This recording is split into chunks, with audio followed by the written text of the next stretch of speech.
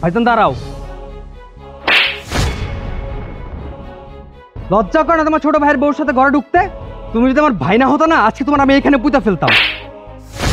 তোমার লজ্জা করে না নিজের বাবার সমতুল্য বড় ভাইয়ের গায়ে হাত দিতে? আরে তুমি তো যা করছো বাহিরে করছো, তাও আমি তোমারে তেমন কিচ্ছু বলি নাই। বলছিলাম না যা করব এখন থেকে ঘরের ভিতরে করব? এই তো মাত্র শুরু। তুমি জ্বলো কেন? তোমার এত জ্বলনি কেন? এখন থেকে দেখবা আর সহ্য করবা, যেমনটা আমি কইরা আসছি। তার মানে তুমি আমার ভাইয়ের সাথে?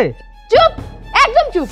মাত্র তো তোর বড় ভাইয়ের সাথে, এরপর তোর জাত গোষ্ঠীতে যত মানুষ আছে সবার সাথে করব। তোমার চুপ করো। কি এমন হইছে তোমার স্বামী স্ত্রী ঝগড়া কাজে করতেছো? শোনো, আমার একটু কুইলা কও। ভাইয়া শুনেন তাহলে।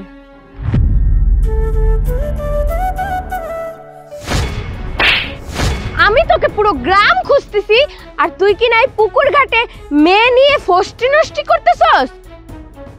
শুভ, কে মহিলা? কি বলছে ও? মা আরে কি বলবে, চুপ থাকো না। চুপ থাকবে মানে? এই মেয়ে কে?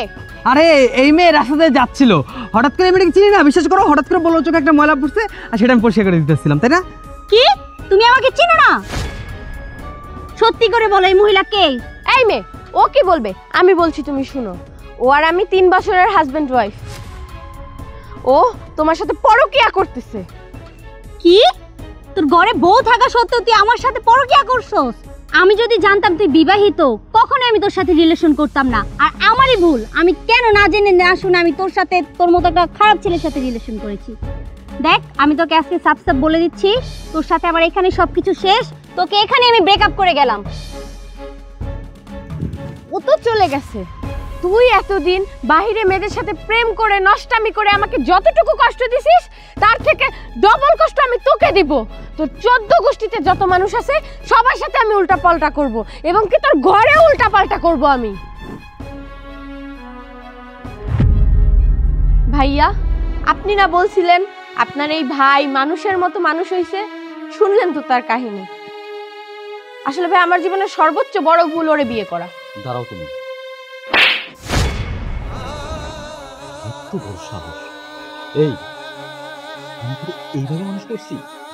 পরের মেয়ের সাথে নষ্টি ফষ্টি করে জন্য মানুষ করছি?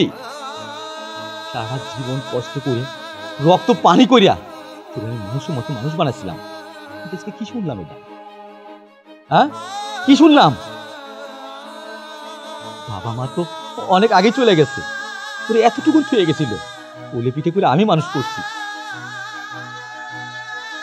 আর সব সময় বলছি আমার যেমন মানুষ ভালোবাসে তোরও ভালোবাসে।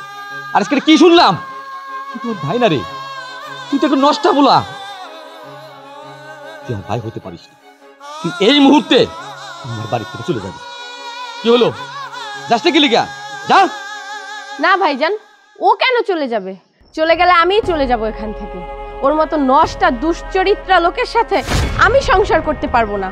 প্রয়োজনে রাস্তায় ভিক্ষা করব, তাও ওর মতো দুশ্চরিত্রা ছেলের সংসার আমি করব না।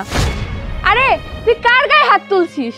বাপের সমতুল্য বড় ভাইয়ের গায়ে, যে ব্যক্তি দিনরাত পরিশ্রম করে তোর মুখে একটু ভাত তুলে দেয়, আর সেই ভাত খেয়ে তুই এলাকায় বাদাম্মার মতো ঘুরা বেড়াস, এই মেয়ের পিছনে যাস, ওই মেয়ের সাথে নষ্টামি করস, তাও তো আমি তোরে কিছু বলি নাই। কিন্তু তুই আজকে এই বাবার সমতুল্য ভাইয়ের গায়ে হাত তুলছিস। এই তুই জানিস আমি ভাইয়াকে নিয়ে কোথায় যাচ্ছিলাম?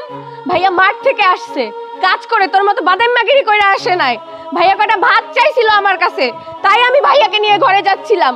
আর তুই আমার ফেরেশতার মতো ভাইয়াকে গালে থাপ্পড় মারলি। তোর মতো ছেলের সংসার আমি কোনোদিন করব না। আমাকে মাফ করে দিবেন ভাইয়া, এইরকম ছেলের সংসার আমি কোনোদিন করতে পারবো না। আমি চলে যাব এখান থেকে। দাঁড়াও নিশাত, তুমি এতক্ষণ যাবত আমাকে যা বলেছো সব সত্যি, আর তুমি তোমার নিজের চোখে যা দেখেছো তাও সত্যি। হ্যাঁ, আমি অন্য একটা মেয়ের সাথে সম্পর্ক করেছি, কিন্তু কিসের জন্য করেছি, কেন করেছি আমি নিজেও বুঝতে পারিনি। আমার ঘরে একটা স্ত্রী থাকা সত্ত্বেও আমি অন্য মেয়ের সাথে সম্পর্ক করেছি। আমি অনেক বড় ভুল করে ফেলেছি, আমাকে তুমি মাফ করে দাও। আর এই বাড়ি থেকে তোমার যেতে হবে না, যদি যাওয়ার প্রয়োজন হয় আমি নিজেই চলে যাব, কিন্তু তুমি যেও না প্লিজ। দেখো, তুমি যদি চলে যাও ভাইয়া অনেক কষ্ট পাবে। আর ভাইয়া, তুমি আমাকে মাফ করে দাও। আমি জানি তোমার কাছে মাফ চাওয়ার মতো ভাষা আমার নেই, আমি যে কাজ করেছি সেটা ক্ষমার অযোগ্য। ভাইয়া, ও তো ঠিক কথাই বলেছে, তুমি আমার জন্য কি না করেছো। সারাটা জীবন আমার জন্য এত পরিশ্রম করেছো, তুমি আমার জন্য এত কিছু করেছো, আর আমি শেষ পর্যন্ত কিনা ছি। মা বাবা মারা যাওয়ার পর থেকে কোলে পিঠে করে আমাকে মানুষ করেছো, কখনো কোনো কিছুর অভাব বুঝতে দাওনি আমাকে। আমার নিজের সুখের জন্য তুমি বিয়েটা বন্ধ করোনি, তুমি সবসময় চেয়েছো আমি যেন মানুষের মতো মানুষ হই। দিনরাত পরিশ্রম করেছো, মাথার ঘাম পায়ে ফেলেছো একমাত্র আমার জন্য, আর আমি সেই কিনা তোমার সাথে এত বড় একটা অন্যায় করে ফেললাম। ভাইজান, তুমি আমাকে মাফ করে দাও, আমি আর কখনো এ ধরনের ভুল করব না। আমি তোমাকে কথা দিচ্ছি, আজকের পর থেকে আমি আর কোনোদিন কোনো মেয়ের দিকে তাকাবো না। ভাইয়া, তুমি যদি আমাকে মাফ না করো কে মাফ করবে ভাইয়া? তুমি ছাড়া আমার কি আছে বলো? আমি যে কথা দিচ্ছি, সত্যি কথা দিচ্ছি, আমি আজকে পর এ ধরনের ভুল কখনো করব না। আমার স্ত্রীকে রেখে আমি আর কখনো অন্য মেয়ের দিকে তাকাবো না। আর আজকের পর থেকে আমি কাজ করব, যেই কাজই হোক আমি করবো। তবু তোমরা আমাকে মাফ করে দাও। শুভ রে, আমি তোর অনেক ভালোবাসি। আমি তোরে কখনো ছোট ভাই চোখে দেখিনি।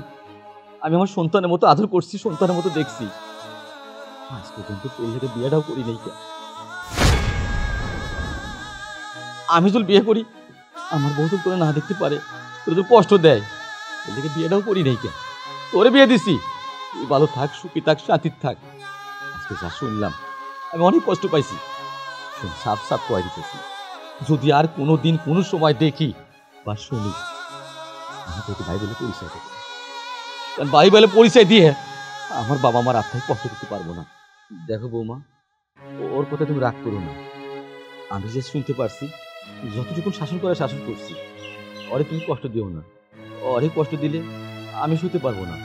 কিন্তু আমি ওদা দিতেছি, আর কোনো দিন কোনো সময় যদিও পর নারীর দিকে থাকে, আমিও পরিচয় দেবো না। ওদিন তোমার যা মন চায় তাই করো, আমি তোমার কিছু করবো না। আমি তোমার দুই হাত জোর করে দিতেছি, তুমি চলে যাও না। তুমি যদি চলে যাও না, আমার আব্বা মা অনেক কষ্ট পাইবে, আমি অনেক কষ্ট পাবো, আমি একা হয়ে যাবো। আমি একা থাকতে চাই না। আমার ছোট বাইরের লইয়া তোমার লইয়া একসাথে থাকতে চাই। আর শোনো, দিন ভরে কাম কাজ করে আইছি, আমার অনেক ক্ষুধা লাগছে, চলো আমার করে খাওয়ান দাও। চলেন ভাই। আয়।